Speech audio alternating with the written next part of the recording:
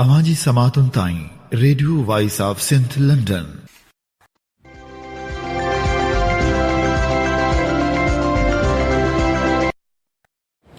Radio voice of Sindh London तां प्रोग्राम पेश कजे थो ख़बरनि जी दुनिया। 26 जुलाई 2019 जुमे जो ॾींहुं प्रोग्राम ख़बरनि जी दुनिया साण करे आऊं अवां जी ख़िदमत में हाज़ुर अवां जो मेज़बान हबीब लगारी। सभ खां पहिरियां नज़र विझंदासूं ख़ासि ख़बरनि ते।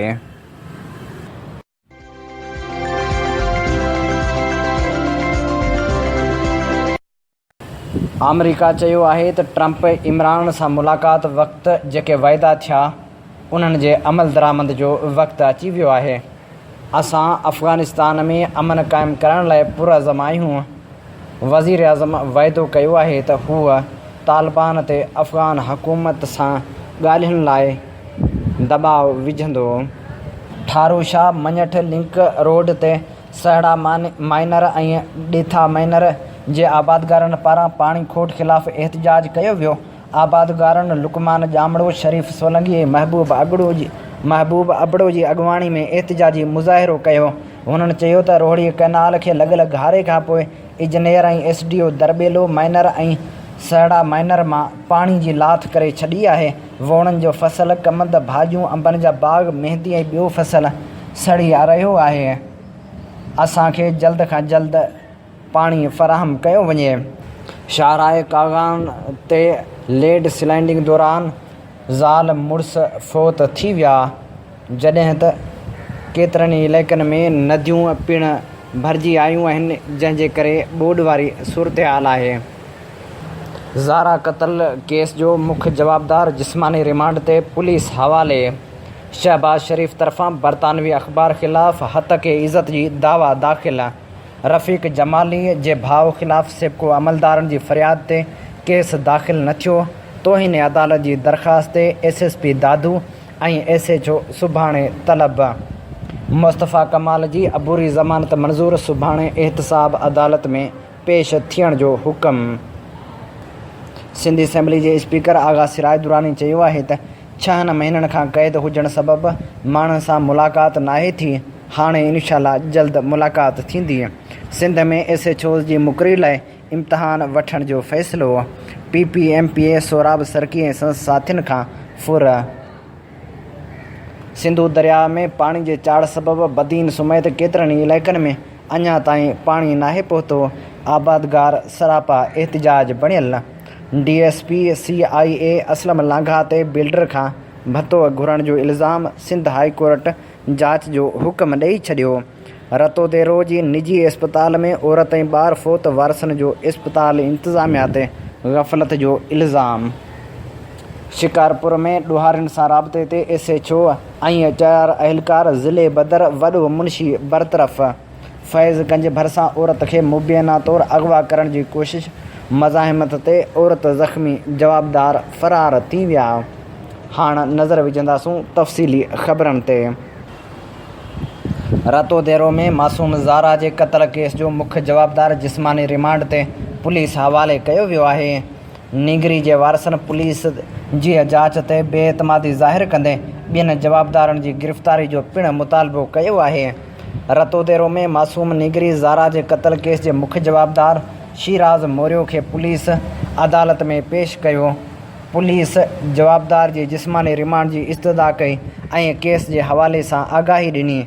अदालत जवाबदार शिराज़ मोरियो खे 3 ॾींहंनि जे जिस्मानी रिमांड ते पुलिस हवाले करे छॾियो, जॾहिं त निगरी जे वारसनि पुलिस जी दावा खे रद्द कंदे चयो आहे त जवाबदार अकेले सिर निगरीअ खे कीअं क़त्ल करे सघे थो। मामले जी शफ़ाफ़ जांच करे ॿियनि जवाबदारनि खे बि गिरफ़्तार कयो वञे।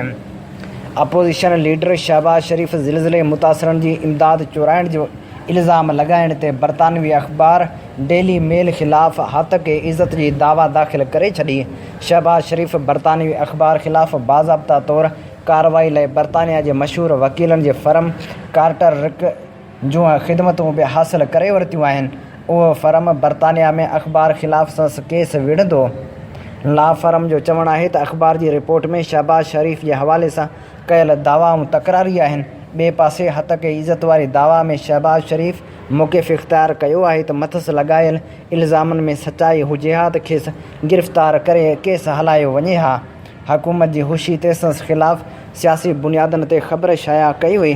2005 में ज़िलज़िले वक़्तु बरतानिया में जलावतनी वारी ज़िंदगी गुज़ारे रहियो हुअसि। मुंहिंजी साख खे छीहो रसायो वियो आहे।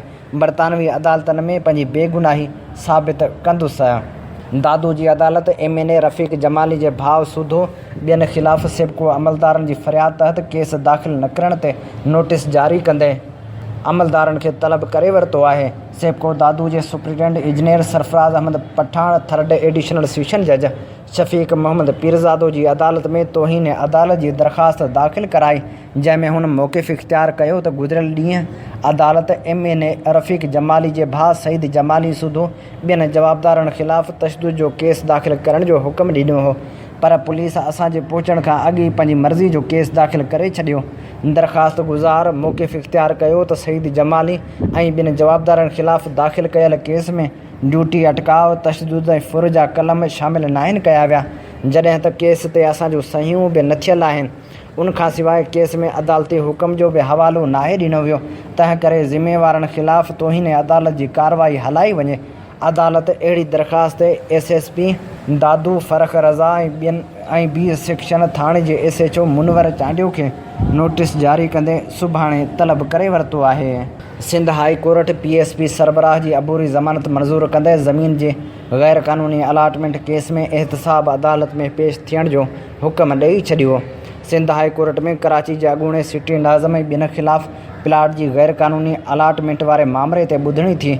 मुस्तफ़ा कमाल तरफ़ां सिंध हाई कोर्ट में अबूरी ज़मानत लाइ दरख़्वास्त दाख़िल कई वई, जंहिंमें हुन मौक़िफ़ इख़्तियार कयो त नेब तरफ़ां बेबुनियाद इल्ज़ाम लॻाए रेफरेंस में मुंहिंजो नालो शामिल कयो वियो।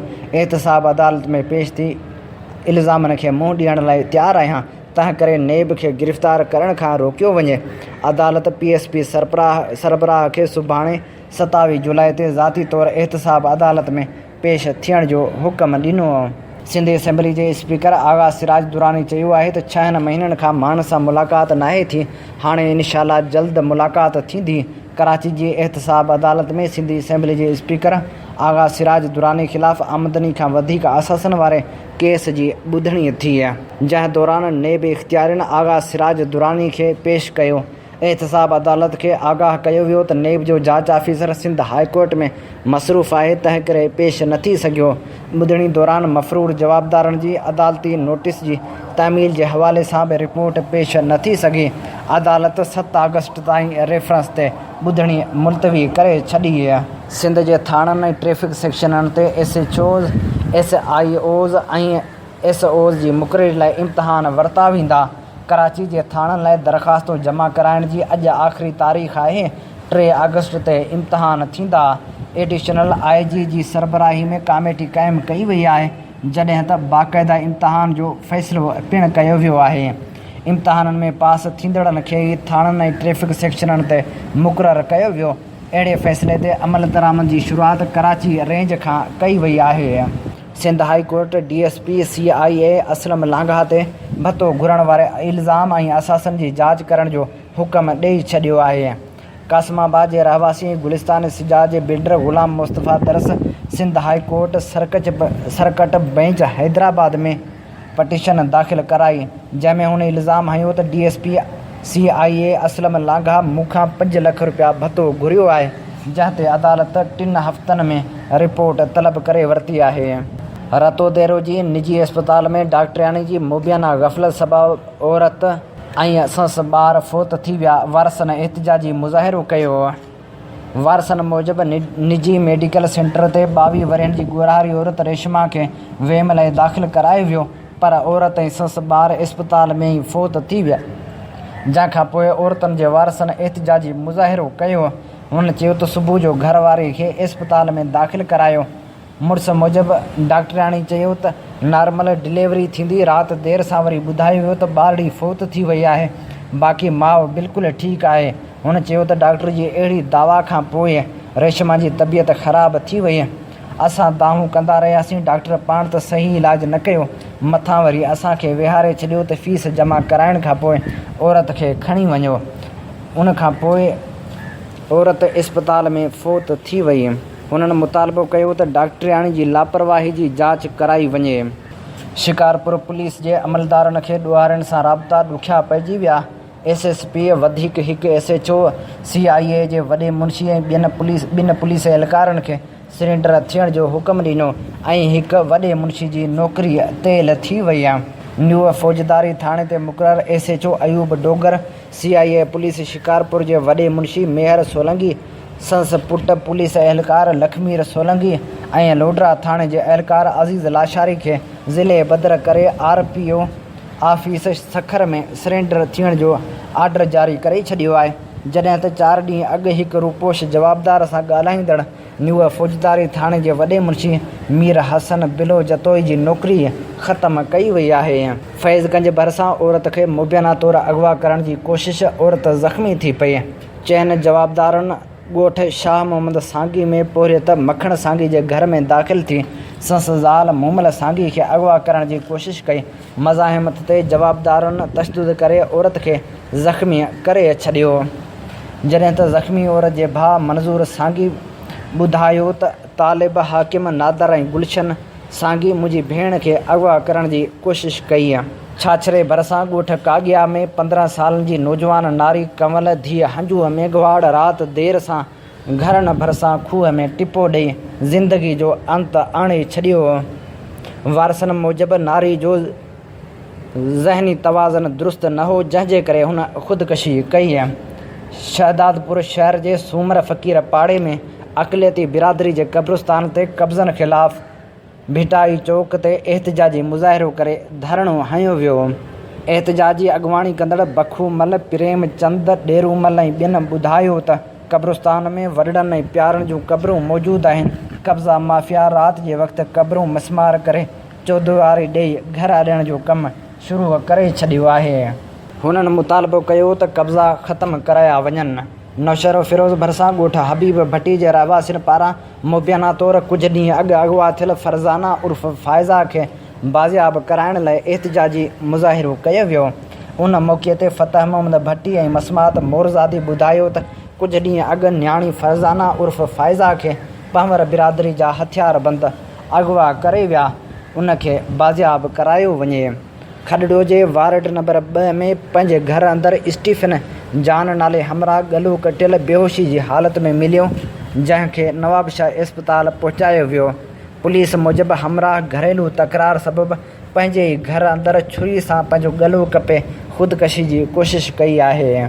ख़ैरपुर जी सेंट्रल जेल में 25 सालनि जो सज़ा ॿुधायल कैदी मोहम्मद याकूब नारे जो मुबैना तौरु दिलि जो दौरो पवण सबबि फ़ौत थी वियो। जेल इंतिज़ामिया फ़ौती थियण जो इतला वारसनि खे ॾिनो, जेके मढ़ खणाए विया।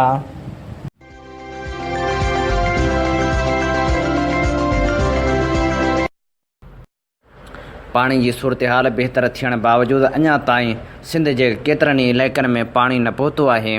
सिंधू दरिया में वधीक पाणी अचण बावजूदि इंतिज़ामी नाअहली जे करे सिंध जा केतिरा ई इलाइक़ा पाणी खां महरूम आहिनि। बदीन जी साहिली पटी तोड़े बदीन शहर में अञा ताईं पाणी न पहुची सघियो आहे, जंहिं करे आबादगार अॼु बि सरापा एहतिजाज बणियल आहिनि। पाणी जी खोट ख़िलाफ़ एहतिजाज कंदड़ लाड़ बचायो तहरीक जे सॾ ते आबादगारनि एहतिजाजी मुज़ाहिरो करे धरणो हयो।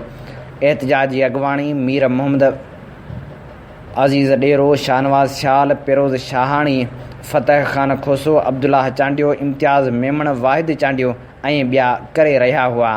हुननि ख़िताब कंदे चयो त कोटड़ी बैराज ते 90,000 क्यूसेक खां वधीक पाणी मौजूदु आहे ऐं बदीन जे पाणी सिस्टम जी ज़रूरत 40,000 क्यूसेक आहे।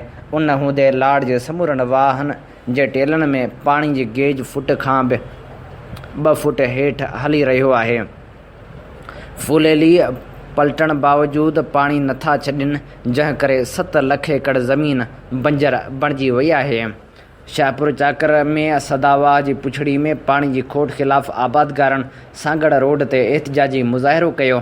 उन मौक़े ते अॻवाननि हाजी अब्दुल गफ़ार बिरोही, मुर्तज़ा ॾाहिरी, तालिब उमराणी, अली हैदर ऐं ॿियनि चयो त SDO आबपाशी पारां मुबैना तौरु खंबे गुम कयल हारी अब्दुल वहीद बिरोही अञा ताईं गुम आहे।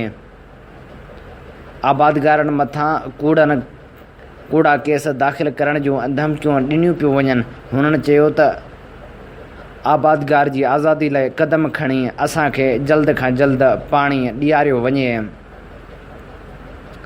कोटड़ी शहर ऐं साइट कोटड़ी जे भरपासे वारनि इलाइक़नि में आबाद मुख़्तलिफ़ ॻोठनि इलाइक़नि तोड़े कॉलोनियुनि में ज़िंदगी जो बुनियादी सहूलियतूं न हुजण जे करे इलाइक़े वासी मुश्किलातुनि खे मुंहुं ॾेई रहिया आहिनि। जॾहिं त सहूलियतुनि जी अणहूंद ख़िलाफ़ सिंध हाई कोर्ट में पिणु दरख़्वास्त दाख़िल कई वई आहे, जंहिंजी ॿुधणी काल्ह थी। एडवोकेट सिजाद अहमद चांडियो दलील ॾींदे चयो त कोटड़ी साइट एरिया जिते 150 खां वधीक फैक्ट्रियूं कमु कनि थियूं, उते इलाइक़े जा माण्हू जेके सदियुनि खां रहनि था से ज़िंदगी गुज़ारण लाइ बुनियादी सहूलियतुनि जहिड़ोकि पीअण जे साफ़ पाणी, स्कूलनि, इस्पतालनि लाइ वाझाए रहिया आहिनि। अरबें रुपयनि जी गैस तेल ऐं ॿिया मदनी वसीला ॾींदड़ ज़िले जामशोरे जो अवाम अॼु बि 21वीं सदी जे दौर में पथर जे दौर जा ज़िंदगी गुज़ारे पियो। जॾहिं त पिटीशन में चीफ सेक्रेटरी सिंध जे सनत वारे वज़ीर, ministry of social welfare secretary, social welfare secretary, local government Sindh, chairman district committee ज़िलो जामशोरो समेत ज़िम्मेवार 9 सरकारी अमलदारनि खे धुर ॼाणायो वियो आहे। हाई कोर्ट दलील ॿुधण खां पोइ कमिश्नर जामशोरे खे हुकुम ॾिनो आहे त हूअ समूरनि ॻोठनि अली बख्श ख़ासखेली, बांदी ख़ासखेली, माजी खान शोरो, ग़रीबाबाद, महमूद शाह कॉलोनी ऐं ॿियनि जो दौरो करे कोर्ट में रिपोर्ट जमा कराए त कोटड़ी साइट जे केतिरनि मक़ामी माण्हुनि खे नौकरी मिली आहे। तेल गैस समेत साइट कोटड़ी मंझां मिलंदड़ फंडनि मां केतिरा पैसा उन्हनि ॻोठनि ऐं इलाइक़नि ते ख़र्च कया विया आहिनि। सॻियूं में PPHI जे इंतिज़ाम हेठि बुनियादी सिहत मर्कज़ी लेबार्टरी जी HIV हुजण बाबति ग़लति रिपोर्ट जे बुनियाद ते 6 महीननि जी ॻोरहारी औरत जो हमल ज़ाया कयो वियो। सिहत मर्कज़ जी ग़लति रिपोर्ट जे करे मुतासिर औरत जो घर तकलीफ़नि में अची वियो। इन ॾिस में मुतासिर औरत गुलज़ार ख़ातून ज़ाल अहमद अली शेख ॿुधायो त हमल चकास लाइ BHU सॻियूं वियासीं त उते डॉक्टराणी शमशाद चना जी हिदायत ते HIV टेस्ट कराई त PPHI लैब टेक्नीशियन गुलशन रत चकास करे चयो त अव्हांखे HIV आहे। जंहिंखां पोइ डॉक्टराणी शमशाद चना चयो त फौरी तौर ते हमल ज़ाया करणो पवंदो, जंहिंखां पोइ डॉक्टराणी 6 महीननि जो हमल ज़ाया कराए छॾियो। उनखां पोइ डॉक्टराणी चयो त अव्हां पंहिंजे ॿारनि ऐं ॿी फैमिली जूं HIV टेस्टूं करायो। उनखां पोइ असां सभिनी घर भातियुनि आगा खान लेबार्टरी मां टेस्टूं करायूं जेके नेगेटिव आयूं। असां सां वॾो ज़ुल्म थियो आहे। क़ौमी अवामी तहरीक जे मरकज़ी सदर अयाज़ लतीफ़ पली जे नओं देरो में मासूम न्याणी जे ज़्यादती बाद क़त्ल वारे वाक़े जी मज़मत कंदे चयो आहे त इंसानियत जे दुश्मन क़ातिल खे अंजाम ते पहुचायो वञे। मासूम ॿारड़ी जे क़त्ल खां 2 महीना अॻु अप्रैल में लाड़काणे में 9 सालनि जे मासूम ॿारड़ी खे पिणु अॻुवा बाद क़त्ल कयो वियो हो। सिंध में ॿार, न्याणियूं अक़लियतूं अज़ाब में आहिनि, पर हुकुमरान खरबनि जी करप्शन बचाइण जी जंग विढ़ी रहिया आहिनि। 24 कलाकनि में बुख, बदहाली ऐं बेरोज़गारी सबबि 7 ख़ुदकुशियूं थियूं आहिनि। 10 ॾींहंनि में 13 मासूम ॿार अगवा कया विया आहिनि। हैदराबाद में मासूम भाउ भेण कादिर सियाल ऐं रुख़साना सियाल समेत 1 महीने में 4 मासूम न्याणियूं अगवा करे ज़्यादती बाद क़त्ल कयूं वियूं आहिनि। दरंदगी जे राज सिंध खे मासूम ज़िंदगियुनि लाइ जहन्नम बणाए छॾियो आहे। रुॻो हुकुमरान उन जा ख़ानदान महफ़ूज़ आहिनि, बाक़ी आवाम जी जान ऐं माल खे को बि तहफ़ुज़ न आहे। वारह में ज़रई पाणी जी खोड़ ख़िलाफ़ अवामी तहरीक तरफ़ां एहतिजाजी रैली कढी अवामी प्रेस क्लब अॻियां एहतिजाज रिकॉर्ड करायो वियो। उन मौक़े ते इरफ़ान मनान, ग़ुलाम मुस्तफ़ा खाहोड़ी, कामरेड मनान, मुजीब चांडियो, कामरेड सरताज चांडियो ऐं ॿियनि ॻाल्हाईंदे चयो त वारह तालुक़े जे मुख़्तलिफ़ शाख़नि जहिड़ोकि पना शाख़, दुनिया शाख़, नसीर शाख़, कालरी शाख़ ऐं ॿिनि शाख़नि अंदरि पाणी जी हथरादू खोट पैदा कई वई आहे, जेका जल्द खां जल्द ख़तमु कई वञे। ऐं हाणे प्रोग्राम ख़बरनि जी दुनिया में शामिलु कंदासूं हैड पार्क मां हिकिड़ो ख़त। इहो ख़त लिखियो आहे अयाज़ अली गांघरो हैदराबाद मां, जंहिंजो उनवान आहे सिंध यूनिवर्सिटी जे शागिर्दनि लाइ पॉइंट बसूं पूरियूं न आहिनि। सिंध यूनिवर्सिटी जो शागिर्द दोस्त हुजण वारो तस्वर हाणे मोकिलाए चुको आहे, छाकाणि जो उस्तादनि खां वठी इंतिज़ामिया तोड़े शोबनि जे सरबराहनि पारां शागिर्दनि खे सहूलियतूं फ़राहम करण बदिरां अजीब रवैयनि खे मुंहुं ॾियणो पवे थो। पसंदि ऐं नापसंदि ते मार्कूं मिलण समेत तमामु घणियूं फ़ीसूं वधाइण जहिड़ा मसइला पढ़ाई खे मुतासिर करे रहिया आहिनि। ॾिठो वञे त हीअ वाहिद यूनिवर्सिटी आहे जिते अक्सर ग़रीब कुटुंबनि सां तालुक़ु रखंदड़ ॿार पढ़ण लाइ अचनि था, पर कुझु सालनि खां करप्शन ऐं बदउनवानी सबबु यूनिवर्सिटी पंहिंजो मान वञाए रही आहे। उहो ई सबबु आहे जो थोरे घणी सरंदी पुॼंदी वारा बि ॿियनि यूनिवर्सिटियुनि जो रुख़ कनि था। दरअसल यूनिवर्सिटी खे सख़्तु बहिरान वारी सूरतहाल ते पहुचाइण जी ज़िम्मेवार इंतिज़ामिया आहे, पर केर बि तस्लीम नथो करे। जीअं त हिन वक़्तु वोकेशन खां पोइ क्लास शुरू थी विया आहिनि, पर पीअण जे पाणी, हॉस्टलनि तोड़े पॉइंट बसनि वारो मसइलो अञा ताईं हल नथो थिए।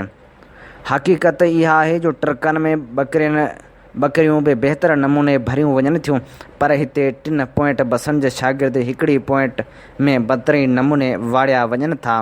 Naseem Nagar, main Qasimabad, GOR colony, Latifabad, old campus market, Hala Naka, Hussainabad ऐं कोटड़ी समेत हैदराबाद जे भरपासे वारनि इलाइक़नि जे शागिर्दनि तोड़े शागिर्दियाणनि खे वॾे अज़ाब मां गुज़रणो पवे थो। जॾहिं त मीरपुर ख़ासि मां 6 पॉइंट बसनि जेतिरनि शागिर्दनि ऐं शागिर्दियाणनि लाइ सिर्फ़ु 2 बसूं हलनि थियूं, जंहिंमें शागिर्द मुश्किल सां बीही यूनिवर्सिटी अचनि था।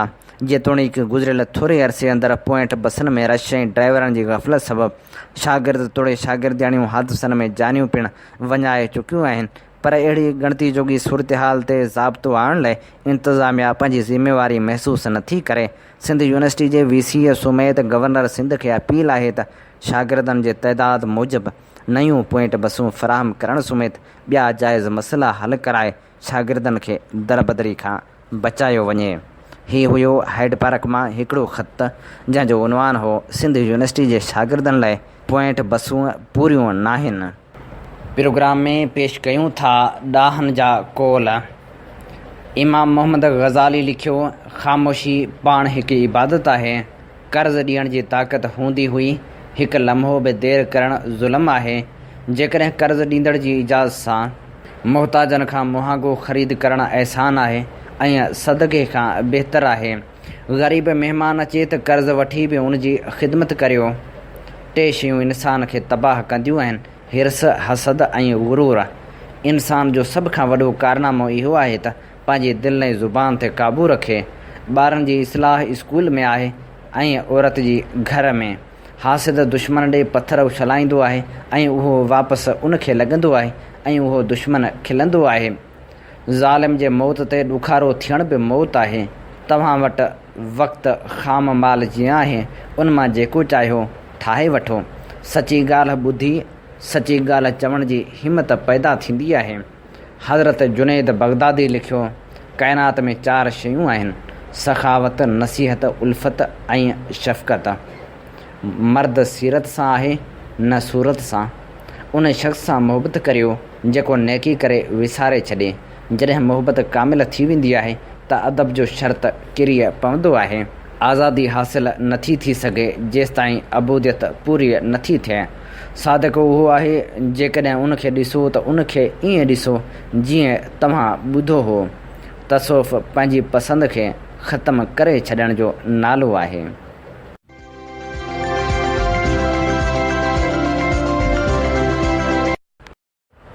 प्रोग्राम ख़बरनि जी दुनिया में हाणे शामिलु करियूं था तारीख़ जे वर्कनि मां चूंड लिखणी। इहा लिखणी असां हाणे चूंड कई आहे सिंधियाना इंसाइक्लोपीडिया मां। जी हा, लिखणी आहे सिंध जे क़दीम तालीमी निज़ाम बाबति। अरगूननि जे दौर में तालीम। समन खां पोइ सिंध में अरगूननि जो राज क़ाइमु थियो। मिर्ज़ा शाह बेग वॾो आलिम ऐं फाज़िल हो।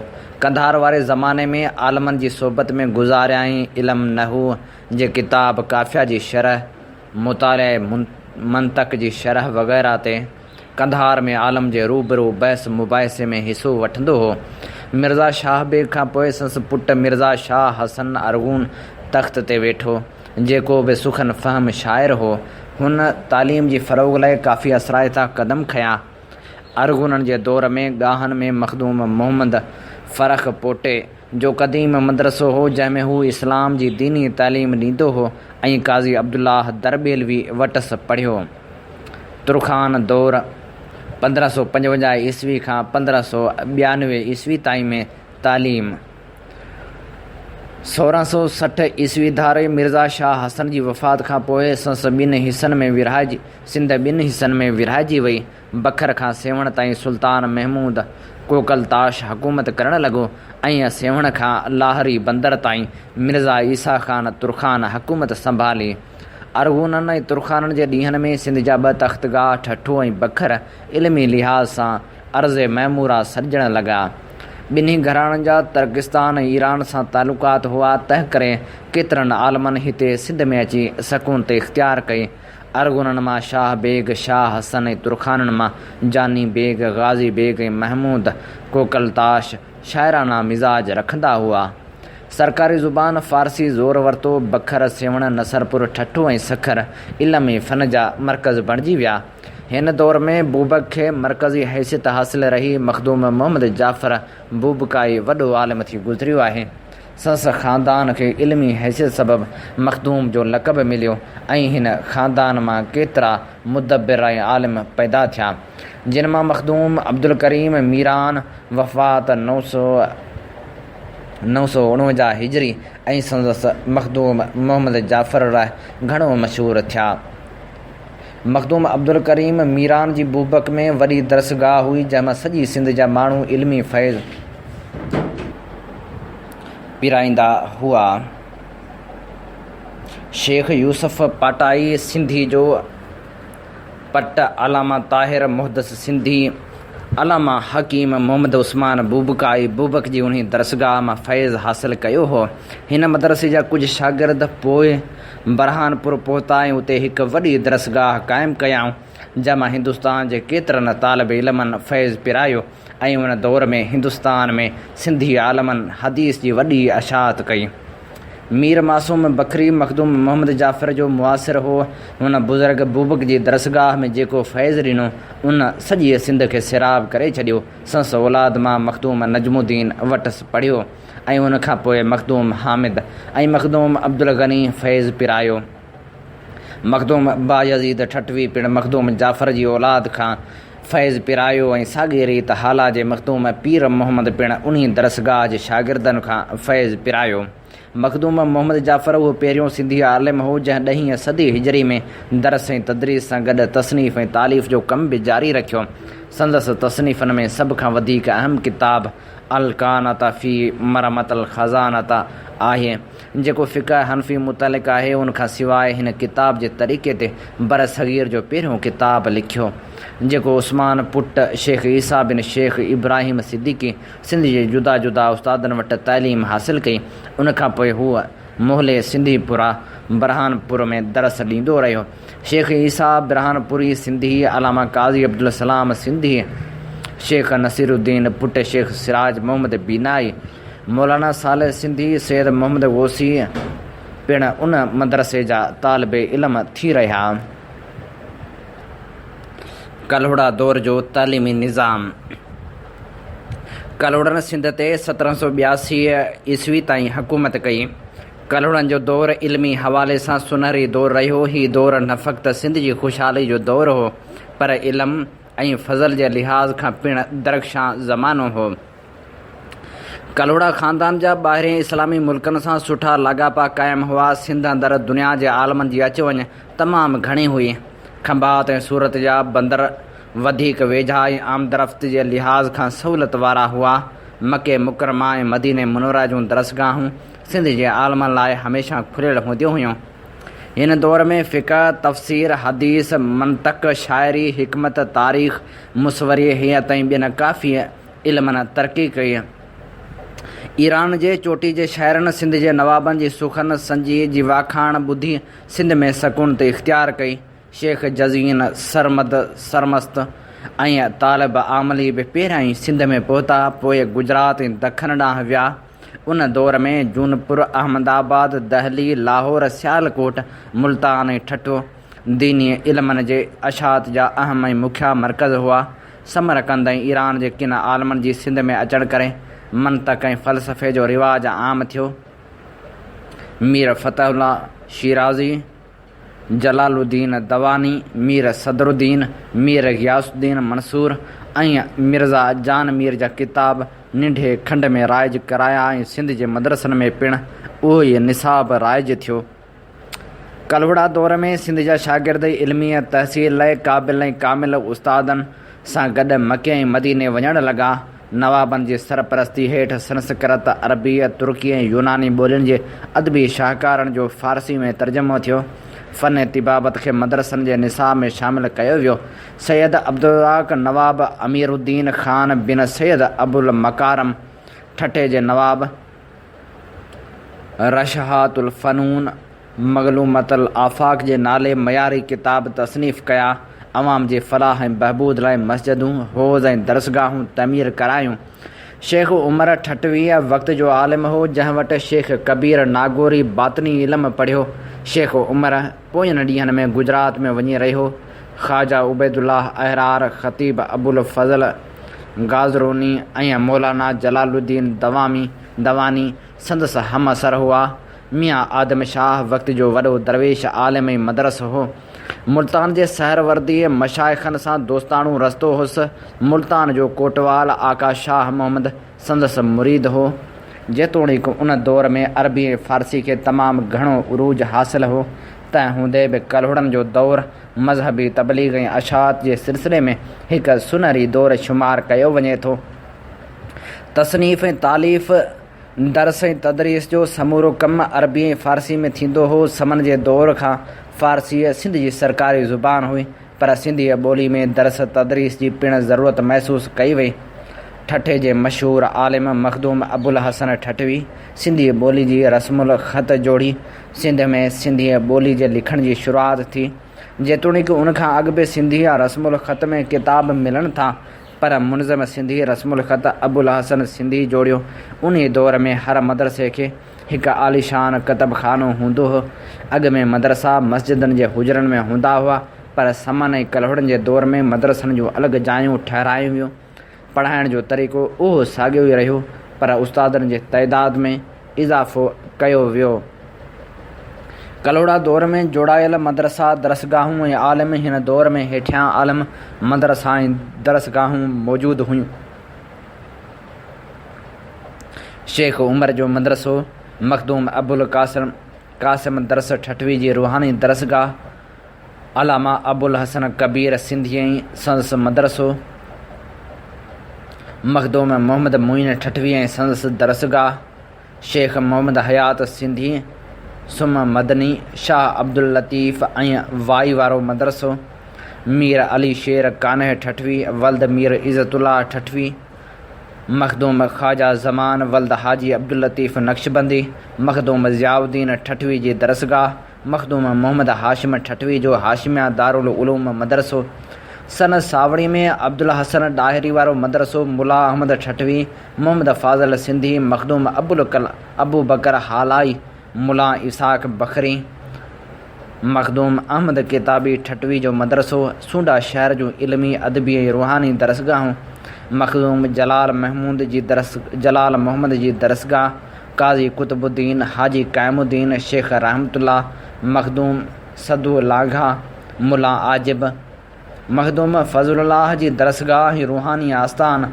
साबिर सुमरे जी दरसगाह, मौलाना ज़ियाउद्दीन राहुटे जो मदरसो, शेख अब्दुल लतीफ़ जी दरसगाह, मखदूम हसन हुरैरा जी दायरे में मदरसो, हैदराबाद जूं दरसगाहूं ऐं मदरसा, शिकारपुर में शाह फ़कीर अलाह अलवी जी दरसगाह ऐं मटियारी में दीनी तालीम जे मरकज़ दरसगाह, टालपुरनि जो दौर ऐं तालीमी निज़ाम, टालपुरनि जे दौरे हुकूमत में मीरनि साहिबनि जे हवेलियुनि में अमीर ज़ादियुनि खे मज़हबी तालीम ॾिनी वेंदी हुई।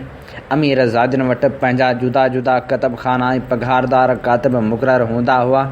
को बहितरीनु नुस्ख़ो इराक़ या अजम खां पहुचंदो हो त कातिब खेनि नक़ल करे पेश कंदा हुआ। शहरनि में छोकिरियूं छोकिरनि सां गॾु आख़ुंदनि जे मकतबनि में पढ़ंदियूं हुयूं। तालीम जो दाइरो फ़क़्ति वॾनि शहरनि ऐं वॾनि ॻोठनि ताईं महदूद हो। टालपुर दौर में मुरवज तालीमी सरिश्ते बाबति सर रिचर्ड बर्टन लिखे थो त सिंध में मीरनि जे ज़माने में 4 सालनि जी उमिरि में छोकिरी खे मकतब या मदरसे मोकिलियो वेंदो हो, जिते मौलवी या आख़ूंद तइलीम ॾींदा हुआ। पहिरियां ई आख़ूंद ॿार खां अल्हम्दुलिल्लाहि रब्बिल आलमीन जा अखर सुञाणाईंदो ऐं चवराईंदो हो। क़ुरान मजीद जे पोएं सुपारे पूरे करण खां पोइ ॿारनि खे निमाज़ खां पोइ ज़रूरी सूरतूं बरज़ुबान यादि करायूं वेंदियूं हुयूं ऐं साॻे वक़्तु लिखाइणु शुरू कराइबो हो। तालीम जे पहिरें साल दौरान लिखण ऐं पढ़ण जी मश्क कराई वेंदी हुई। उन खां पोइ माना ऐं मतिलब सां क़ुरान करीम पढ़ायो वेंदो हो। उन में घणो करे 4 सालनि जो अरसो लॻंदो हो। 9 साल में मुरवज सिंधी ज़ुबान में अभ्यास कंदा हुआ, जंहिंमें नूरनामो पढ़ाइबो हो। मखदूम मोहम्मद हाशिम ठटवी जा किताब पढ़ाया वेंदा हुआ। उन सां गॾु नसर ऐं नज़म में सैफ़ुल मलूक, लैला मजनू ऐं मौलाना अब्दुल हकीम जो सभ खां मशहूरु किताब हिकायत सालिहीन पढ़ाया वेंदा हुआ। उन्ही खां सवाइ मियाँ अब्दुल्लाह जो जोड़ायल लाॾाणो ऐं तारीख़, हबीबुल सैर तां वरतल मिराज नामो ऐं अब्दुल अलीम जो लिखियल 100 मसला पढ़ाइबा हुआ। अहिड़ा ॿिया बि केतिरा ई किताब शागिर्दनि जी ज़हनी सघ वधाइण लाइ पढ़ाया वेंदा हुआ। तालीम जो उहो ॾाको 3 सालनि में पूरो कयो वेंदो हो। 12-13 सालनि जी ॼमार खां पोइ शागिर्दनि खे दवायो, टवायो ऐं चश्मे चराग, वाती वीणी यादि कराइबा हुआ। करचा ऐं नाखान जहिड़ा आसान ऐं आम मशहूरु शहर जा किताब बि पढ़ाया वेंदा हुआ। वॾनि शागिर्दनि खे आला तालीम ऐं ॼाण लाइ तारीख़, इनशा, गुलिस्तान, बोस्तान ऐं यूसुफ ज़ुलेखा जहिड़ा किताब पढ़ाया वेंदा हुआ। मसनवी ऐं ख़ाकानी जा वधीक ॾुखिया किताब के विरली शागिर्द पढ़ंदा हुआ ऐं फिरदौसी खे त को कलील शागिर्द पढ़ंदो हो। टालपुरनि जे दौर में मदरसा घणो करे वक़्फ़ ते हलंदा हुआ ऐं उन्हनि खे हुकूमत जे तरफ़ां माली मदद हासिल हूंदी हुई। तंहिं खां सवाइ मालदार या मुतक़ी माण्हू उन्हनि लाइ वसियतूं छॾींदा हुआ। हर हिकु मदरसे में हिकिड़ो या 2 आला तालीम याफ़्ता मखदूम हूंदा हुआ, जेके शागिर्दनि खे सबक़ ॾींदा हुआ। उन्हनि खे माहिवार वज़ीफ़ो या पघार मिलंदो हो। ईदनि ऐं आशूरनि ते शागिर्दनि खे आम मोकल मिलंदी हुई। किन ख़ासि हालतुनि में लाइक़ शागिर्दनि खे थोरनि हफ़्तनि लाइ ॻोठ वञण जी बि मोकल मिलंदी हुई। मीरनि जी साहिबी में मदरसनि जे निसाब में सर्फ़, नहू, मंतक़, फ़िक़ह, तफ़सीर, हदीस, मुआनी, बयान ऐं बदिया पढ़ाया वेंदा हुआ। शागिर्दनि खे मकतबनि में सर्फ़ जा इब्तिदाई क़ाइदा पढ़ाइबा हुआ। उन्हीअ मक़सद लाइ हज़रत उस्मान मरवंदी, कलंदर लाल शहबाज़ रहमतुल्लाह अलैह जो किताब मीज़ान पिणु पढ़ायो वेंदो हो। उन्ही सां गॾु इजलास या मुनशब घणो करे बरज़ुबान हिफ़्ज़ कराया वेंदा हुआ। उहे 2 किताब पिणु लाल शहबाज़ कलंदर जा लिखियल आहिनि। टियों किताब अक़्द नसब में शामिलु हो, अक़्द निसाब में शामिलु हो, जंहिंजी इबारत अरबी फ़ारसी गाॾड़ हुई। चौथों किताब ज़ब्दा, जंहिंखे शागिर्द नसर में यादि कंदा हुआ। के वरी दाइमी यादगिरी लाइ साॻियो किताब नज़म जी सूरत में हिफ़्ज़ कंदा हुआ। नहू जे अभ्यास लाइ शागिर्दनि पहिरियां ई माए आमिल शरह सां पढ़ंदा हुआ। उन्हीअ मौज़ू ते मीर सैद अली शरीफ़ जे किताब ते जार बर्दी या रज़े जो शरहूं किन थोरनि वटि मौजूदु हूंदियूं हुयूं। सर्फ़ खे पूरे करण खां पोइ अबुल हसन अली ज़रैरी जो नहू ते लिखियलु किताब अल कहदज़ी पढ़ायो वेंदो हो ऐं शागिर्द साॻे वक़्तु मंतक़ शुरू कंदा हुआ। शुजावंदी, हिदाया नहू ऐं आख़िर में काफ़िया सां गॾु शरह मुला जामी ऐं अब्दुल हकीम ऐं अब्दुल गफ़ूर जा हाशिया पढ़ाया वेंदा हुआ। हीअ लिखणी असां लाइ पेश कई सिंधियाना इनसाइक्लोपीडिया मां। तारीख़ जे वर्कनि मां चूंड लिखणी सिंध जे क़दीम निसाबी तालीम बाबति हुई।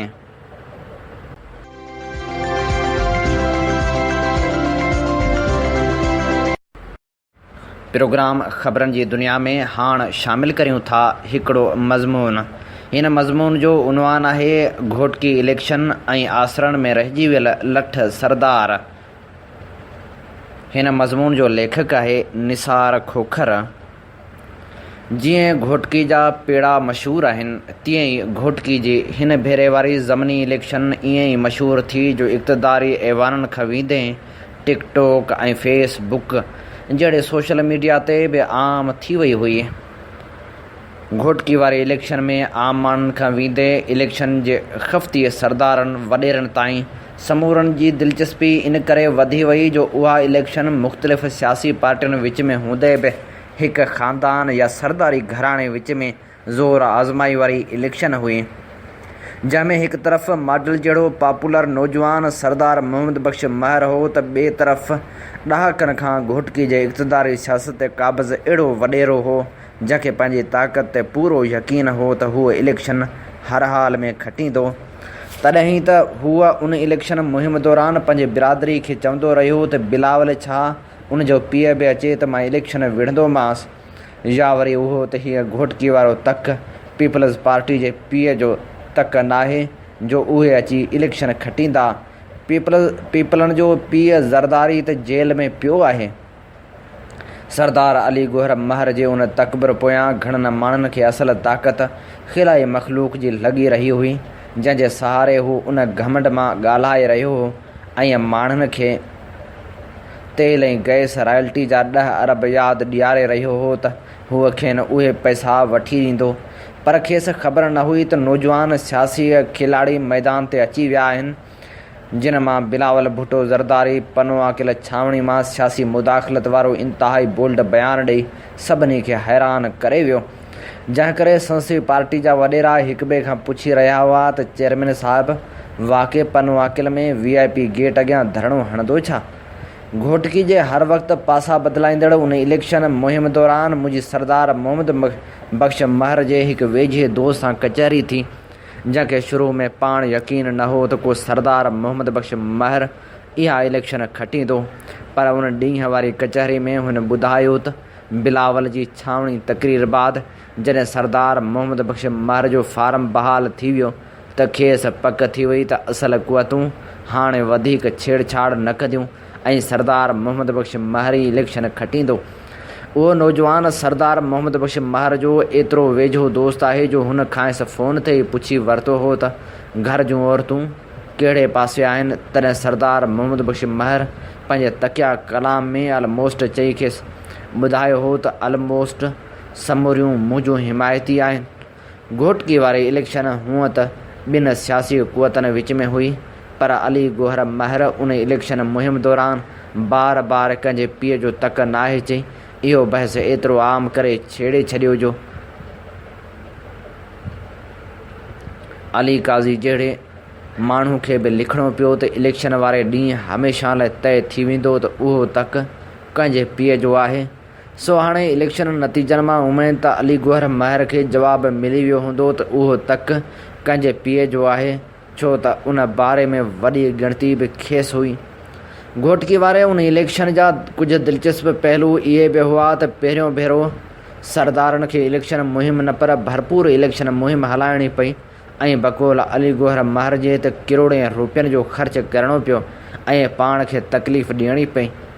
उहा इलेक्शन मुहिम जुलाई जी गर्मी खां वधीक एतिरी त गरम हुई, जंहिं सरदारनि सुमेत नंढनि वॾनि वॾेरनि जा पघर कढी छॾिया हुआ। उन दिलचस्प इलेक्शन मुहिम दौरान उन सरदारी घराणे जो नौजवान सरदार मोहम्मद बख़्श महर माण्हुनि सां गॾिजी पट ते वेठो, जंहिं सरदारी ख़ानदान जे रस्म रिवाज में उहो शामिलु आहे त महरज़ाद जे हर फ़र्द खे हूअ पंहिंजे पेरनि में विहारींदा आहिनि। हिन इलेक्शन मुहिम में उन्हनि समूरनि सरदारनि जा उहे फ़ोटू सोशल मीडिया ते वायरल थियणु लॻा, पर ख़ुदि उन नौजवान मोहम्मद बख़्श महर जो बि पुराणो फ़ोटू हलणु लॻो, जंहिंमें हूअ राज जे कंहिं माण्हू सां पाण सोफ़े ते वेही तज़िद करे रहियो आहे, पर उहो राज जो मुतासिर माण्हू हेठि संसद पेरनि में वेठल आहे।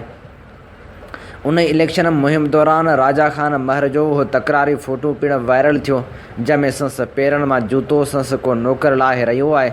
उन घोटकी इलेक्शन मुहिम दौरान PTI सिंध जो सदर आयो त घोटकी में अली गोहर महर वारनि जी हिमायत करणु हो, पर इफ़्तिख़ार उर्फ़ सरदार सरियो सां संसद ताड़ो मिलाए फ़ख्र करण वारी वीडियो एतिरी वायरल थी जो खेनि ॻिची में पइजी वई ऐं हुन वज़ाहत बि कई, पर ख़ल्क़ एतिरी मछरियल हुई जो संदन वज़ाहत क़बूल ई न पई। उन इलेक्शन मुहिम दौरान हलीम आदिल शेख ऐं इफ़्तिख़ार लुंड जहिड़ा हामी सरदार अली गोहर महर खे दोस्तनुमा दुश्मन मिली विया, जिन खेसि ॾिनो त कुझु कोन पर ॾुखायो ॾाढो हूंदो।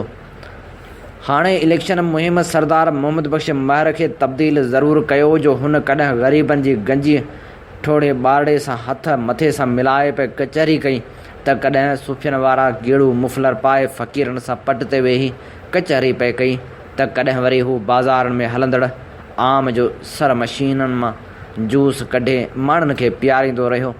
अहिड़ी इलेक्शन मुहिम खेसि हिकु सरदारी नौजवान मां बदिलाए आम उमेदवार करे बीहारियो त उन सां गॾु सिंध हुकूमत जी पूरी मशीनरी पिणु संदसि कामयाबी लाइ इस्तेमालु थियणु लॻी।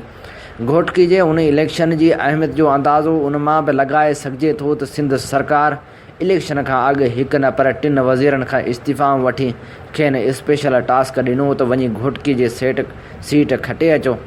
उन सां गॾु ख़ुदि पीपल्स पार्टी जो चेयरमैन जंहिं अंदाज़ सां सरदार मोहम्मद बख़्श महर जी इलेक्शन मुहिम हलाइण ख़ातिर सखर में 3-4 ॾींहं तरसी पियो ऐं संसि भेण आसफ़ा पिणु साणसि गॾु हुई त उन मां अंदाज़ो लॻाए सघिजे थो त घोटकी जी उहा सीट पीपल्स पार्टी लाइ केतिरी न अहमियत वारी सीट हुई। हाणे जॾहिं इलेक्शन में पीपल्स पार्टी जे उमेदवार सरदार मोहम्मद बख़्श महर खे कामयाबी हासिलु थी आहे तॾहिं कुझु ख़बरनि जूं ख़बरूं ऐं सलाहूं बि मार्केट में आम जाम अची वियूं आहिनि।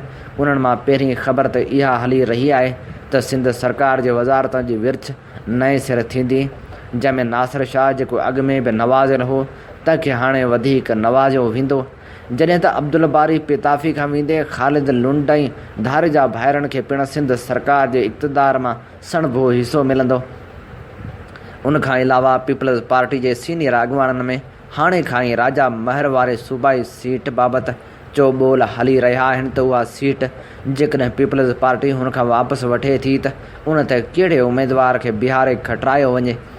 असूली तौरु हारायलनि सां त हथ चुरांद न कजे,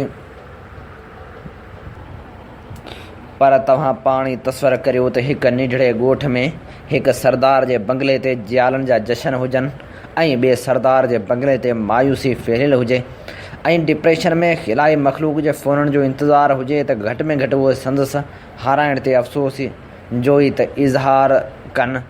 पर खिलाई मख़लूक जे आसिरे वेठल लठ सरदारनि सां अहिड़ी जुठ थी आहे जहिड़ी आम चूंडल में थी हुई त उन्हनि हारायल उमेदवारनि लाॻापियल ऑफिसनि में जॾहिं राब्ता कया त खेनि ऑपरेटर उहो ई जवाबु ॾिनो त जी जनाब सर का तबादला हो गया है। अहिड़े जवाब मिलण खां पोइ हिकु मायूस वॾेरे ऑपरेटर खे ई चयो हो त उन्हें बता देना अगर ज़रदारी से बात बन गई थी तो हमें तो ज़लील ख्वार न करवाया होता। अहिड़ो जवाबु त सिंध मां उन हमराह खे बि मिलियो हो जंहिंखे ज़रदारी ख़िलाफ़ वाइदे माफ़ गवाह बिहारे आसरो ॾिनो वियो हो त संसि घरवारी खे वज़ीर आज़म बणायो वेंदो। बिल्कुलु अहिड़ो सुनहरी ख़्वाबु जहिड़ो सिंध जे हर ॿिए पीपी मुख़ालिफ़ वॾेरे खे ॾेखारियो वेंदो आहे त तव्हां पंहिंजे ज़िले जूं सीटूं खटे अचो, बाक़ी जोड़ तोड़ असां कंदासीं ऐं तव्हां सिंध जा ईंदड़ वज़ीर आला हूंदा। पर सियासत जूं ज़मीनी हक़ीक़तूं अवाम सां जुड़ियल आहिनि। उहा ॻाल्हि सम्झण में सिंधी वॾेरनि ऐं लठ सरदारनि खे शायदि अञा ज़मानो लॻे। हीउ मज़मून हुयो निसार खोखर जो ऐं उनजो उनवान हो घोटकी में इलेक्शन ऐं आसरनि में रहिजी वियल लठ सरदार। ऐं हाणे प्रोग्राम में शामिलु करियूं था अॼोको एडिटोरियल। हीउ एडिटोरियल असां खयो आहे सिंध एक्सप्रेस मां, जंहिंजो उनवान आहे सिंध जे ॿारड़ियुनि खे तहफ़ुज़ कॾहिं मिलंदो। सिंध में गुज़िरियल कुझु वक़्त खां ॿारड़ियुनि सां ॾाढाइनि जा वाक़िया वधी रहिया आहिनि, जंहिं मां इहा बि ख़बर पवे थी त असां वटि माण्हू ॿारड़ियुनि खे बि बख़्श करण लाइ तयारु न आहिनि। अहिड़े क़िस्म जा ॾोह कंदड़नि खे सज़ाऊं बि अचनि थियूं, पर तंहिं हूंदे बि इन क़िस्म जा वाक़िया घटिजण बदिरां वधी रहिया आहिनि।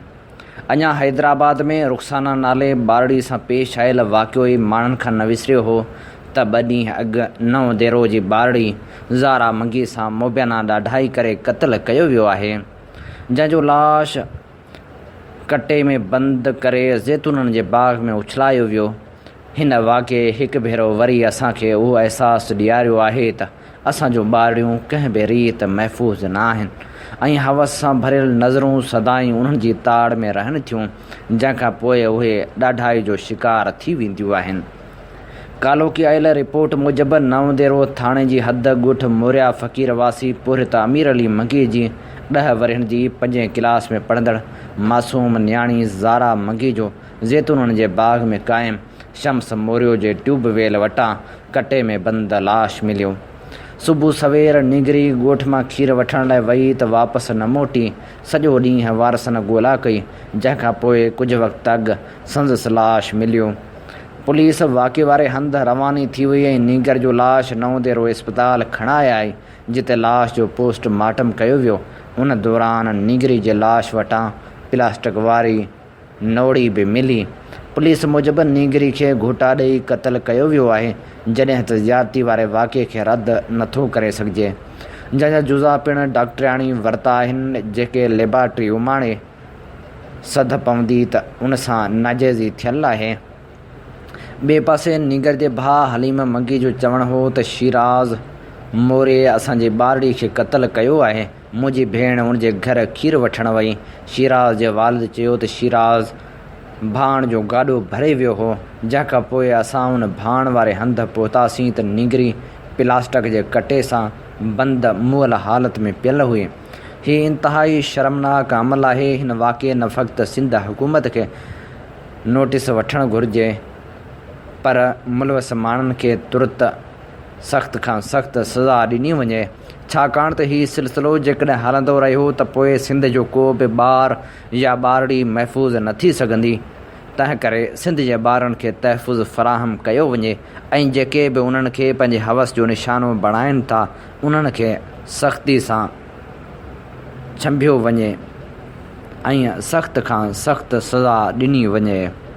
रेडियो वॉइस ऑफ सिंध तां पेश थींदड़ प्रोग्राम ख़बरनि जी दुनिया जो वक़्तु पंहिंजी पुॼाणी ते पहुचे थो। पंहिंजे मेज़बान हबीब लेगारी खे सुभाणे ताईं ॾींदा इजाज़त। जेॾहिं पेर तेॾहिं ख़ैर, अलाह निगहबान।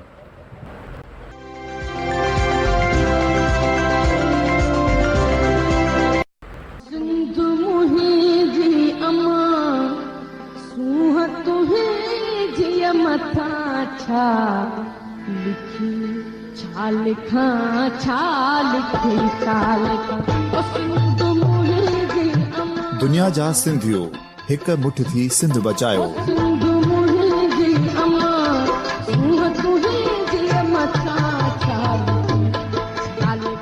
सिंध जो क़ौमी आवाज़ radio voice of Sindh London.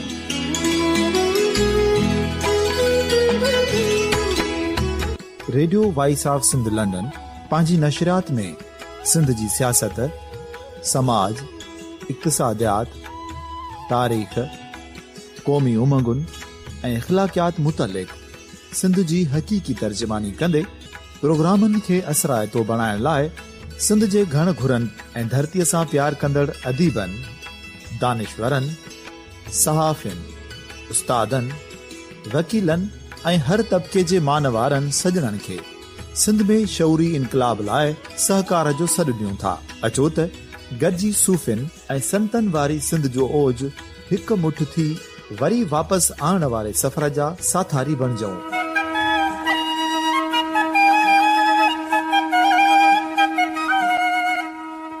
हिकु नए सुबुह जी शुरूआत जो पड़ाॾो घर घर, ॻोठ ॻोठ ऐं शहर शहर ताईं पहुचायो। शाल सिंध आबाद ऐं ख़ुशहाल थिए, सिंधी माण्हू सुखियो ऐं सताबो थिए।